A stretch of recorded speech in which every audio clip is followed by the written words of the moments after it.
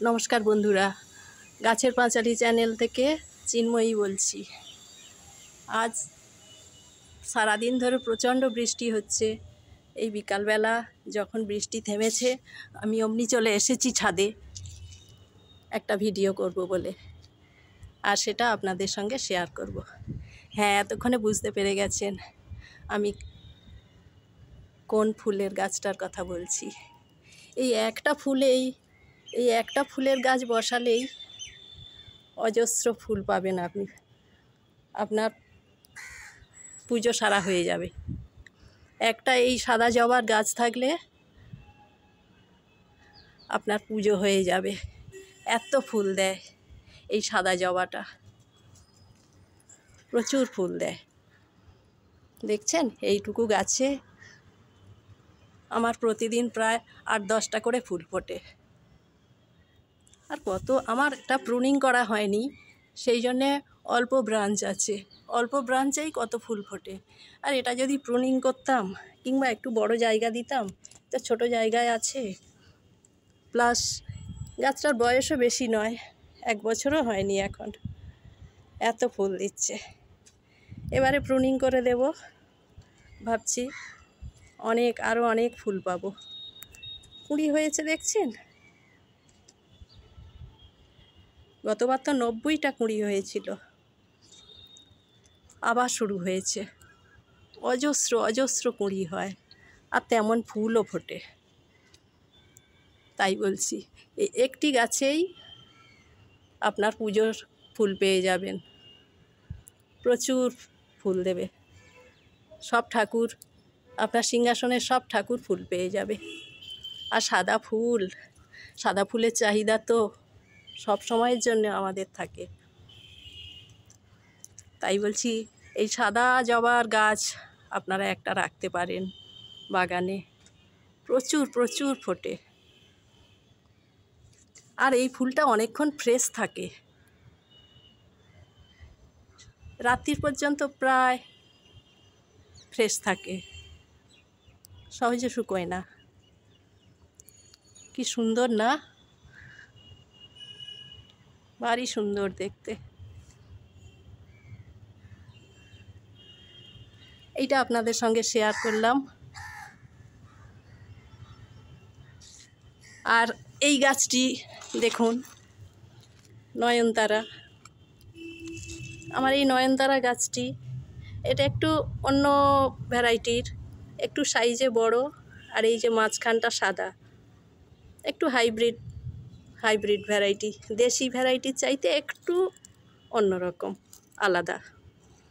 এর বিশেষত্ব একটু সাইজে বড়, আর এই যে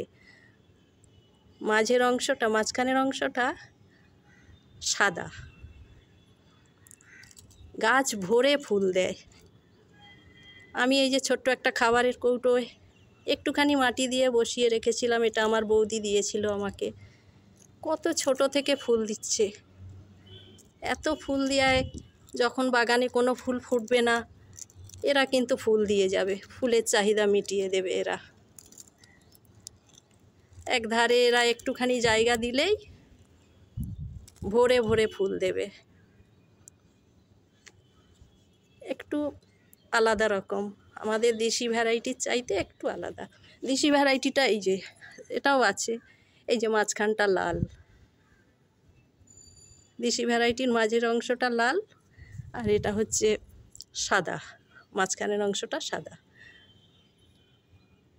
আমার সাদাটাও আছে, এখন তো অনেক কালার বেরিয়েছে, লাল, অনেক রকম, গোলাপি, লাল। তাই বলছি, এই নয়নতারা গাছগুলো বাগানে রাখতে পারেন। অনেকেরই আছে, বেশিরভাগ মানুষ রাখেন বাগানে। এরা সারা বছর ফুল দিয়ে যায়, এদের কোনো যত্নও লাগে না, বিনা যত্নের গাছ। আর যেতে আরেকটি কথা বলি, এই যে পাকা কাঁঠাল খেয়েছিলাম, কাঁঠালের বীজগুলোর ভিতরে দেখলাম শিকড় বেরিয়ে গেছে, প্রায় গাছ বেরোনোর মতোই অবস্থা। কারণ গাছ পাকা কাঁঠাল আমি একটা গিফট পেয়েছিলাম একজনের থেকে। তো এই বীজগুলো রান্না করে না খেয়ে ভাবলাম এতটা যখন এগিয়ে গেছে এরা গাছ হওয়ার জন্য, তো এদের কেন আর রান্না করে খাওয়া।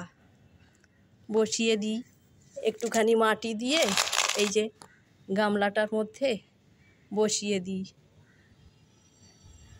আর আমিও যদি কাঁঠাল গাছ করতে পারি, আমাকে যিনি গিফট করেছেন কাঁঠালটা খেয়ে খুব খুশি হয়েছি, তো আমার মনে হলো আমিও যদি এরকম কাঁঠাল গাছ করে কাউকে যদি গিফট করতে পারি ভালো লাগবে। সবাই খাবে কাঁঠাল, এঁচোড় খাবে, কাঁঠাল খাবে। আর গবাদি পশুরা যদি কেউ চায় পাতা নাতা নিতে তাও দিয়ে দেব। মানুষ পিওর অক্সিজেন তো পাবে। আর সবজির যা দাম, এঁচোড় তো একটা খুব ভালো সবজি।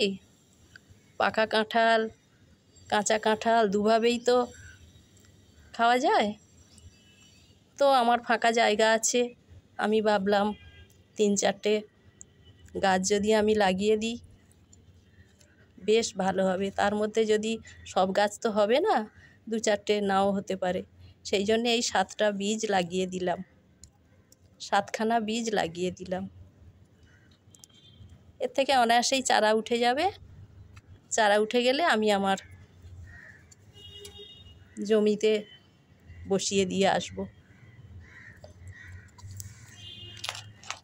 চারা গাছগুলো। থাক 3-4 বছর, 4-5 বছর, যা সময় লাগবে। একদিন তো হবে নিশ্চয়ই। দেখা যাক, চেষ্টা তো করি। অন্তত শহরটা তো সবুজ হয়ে যাবে। আর এমন কিছু কঠিন কাজও না, সহজ কাজের মধ্যে দিয়ে শহরটাকে সবুজ করে তুলব। ঠিক আছে, আজ এই পর্যন্ত। ভিডিওটা দেখার জন্য ধন্যবাদ। আর আমাকে এগিয়ে নিয়ে যাবেন, সাবস্ক্রাইব করবেন। ধন্যবাদ।